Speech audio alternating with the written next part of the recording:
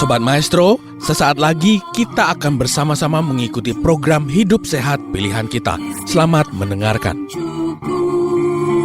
Membuat wajah berseri, diet yang seimbang, tubuh terlihat indah, udara yang bersih, jadikan hidup semangat, pengendalian diri, itu pemenang sejati. Hidup sehat, anugerah Tuhan.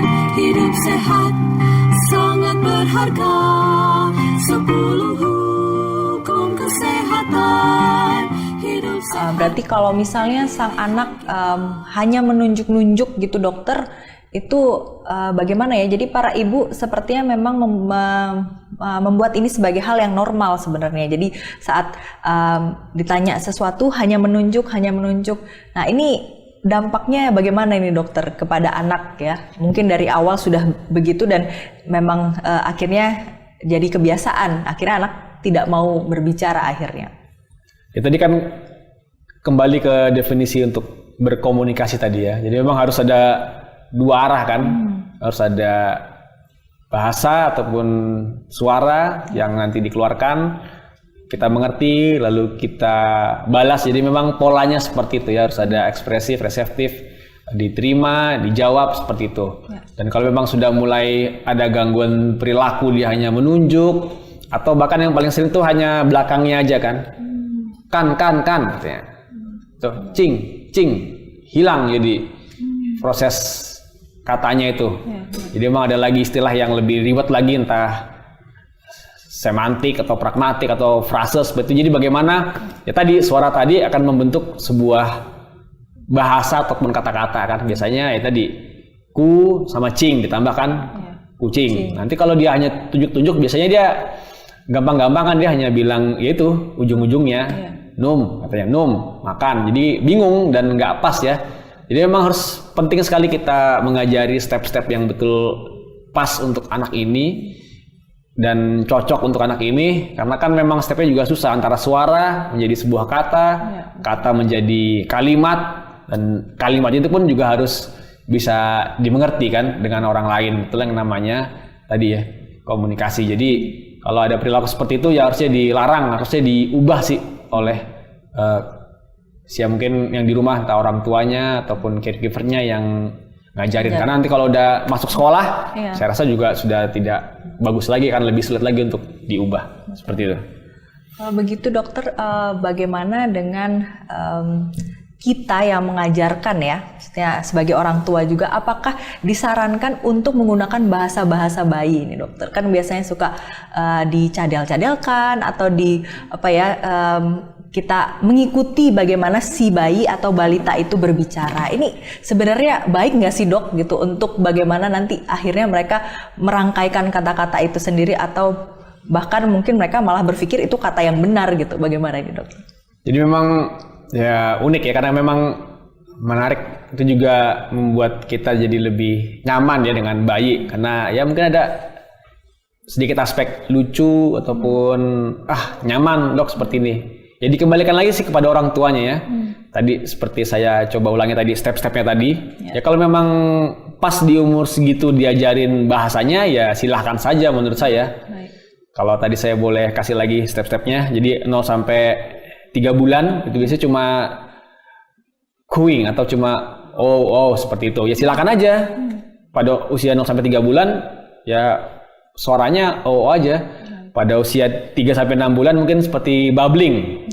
Ber seperti itu ya silakan si ibu ajarin aja. Sampai 6 bulan babbling. 6 sampai 9 bulan biasanya babblingnya lebih kompleks lagi, entah entah bl gitu, lebih banyak lagi dia mainkan lidahnya. Nanti usia 12 ataupun setahun sampai 2 tahun akan mulai masuk kepada kata-kata 1 sampai 10 kata-kata. Jadi kalau sudah masuk kepada kata-kata ya jangan lagi kita ajarin yang sudah lewat kan. Jangan lagi kita ajarin ataupun babbling seperti itu, yaitu udah lewat. Nanti di usia 2 tahun lebih naik lagi 50 kata, dan itu betul-betul harus dicatat sama orang tuanya. Kalau memang dia sangat concern ya. Dan harus pas, ini mama, ini papa, ini kucing. Jangan lagi diajarin yang kata-kata yang udah lewat. Jadi ntar memang sangat jarang juga sih mengalami namanya kemunduran bahasa. Memang tuh juga jarang terjadi sih, kecuali memang ada sakit yang sangat berat. Tapi diharapkan ya jangan sampai lah, kan kita pengen tadi perkembangan kan itu naik terus grafiknya sesuai dengan tabel yang ada, dan kita mau sampai ke ujungnya lebih banyak lagi untuk berbahasanya ataupun bicaranya. Baik, terima kasih banyak dokter. Terkait dengan gangguan-gangguan dari si speech delay ini ya dokter, apakah termasuk kepada speech delay ini dokter? Yang tadi saya sudah sebutkan, misalnya anak itu cadel, tidak bisa berbicara atau menggunakan huruf R, atau gagap, bahkan gagap ini apakah termasuk ke dalam gangguan-gangguan dari keterlambatan bicara itu sendiri dokter? Jadi memang untuk cadel memang ada istilah khusus, biasanya dysarthria, dan itu memang juga termasuk dalam bagian dari mungkin gangguan bicara ya, bukan keterlambatan. Dan itu sangat bisa juga untuk kita terapi dan kita latih. Dan juga gagap atau stuttering itu biasanya karena memang secara fungsi daripada saraf, otot maupun ya oral daripada si anak masih belum sempurna.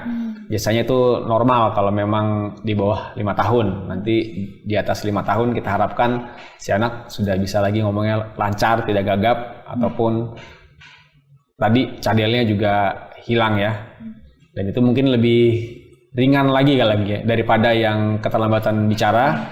Jadi itu juga termasuk gangguan bicara, juga bisa kita terapi, juga bisa kita berikan latihan-latihan sehingga nanti anaknya bicaranya akan lebih sempurna lagi. Seperti itu. Baik, jadi ini termasuk ke dalam gangguan bicara ya dok ya, tapi bukan si keterlambatan bicara itu sendiri. Jadi terima kasih dokter untuk infonya untuk terkait dengan gangguan bicara cadel dan gagap tadi. Nah selanjutnya dokter, pertanyaan berikutnya tadi menarik karena sebelumnya kita masih belum bahas lebih lanjut ini terkait dengan gadget yang diberikan sejak dini dokter. Kalau dipikir-pikir saat ini kan sedang masa transisi pandemi kepada endemi, sehingga memang agak sulit mungkin ya untuk menstimulasi anak untuk berbicara dengan sesamanya seperti itu ya. Mungkin orang tua mengajarkan untuk janganlah pergi keluar terlebih dahulu, dan yang satu-satunya yang bisa diberikan memang hanya gadget itu sendiri. Sobat Maestro, Anda baru saja mendengarkan program Hidup Sehat Pilihan Kita. Terima kasih atas kebersamaan Anda. Istirahat yang cukup membuat wajah berseri, diet yang seimbang, tubuh terlihat indah, udara yang bersih, jadikan hidup semangat, pengendalian diri, itu pemenang sejati. Hidup sehat, anugerah Tuhan. Hidup sehat, sangat berharga. 10 hukum kesehatan. Hidup sehat.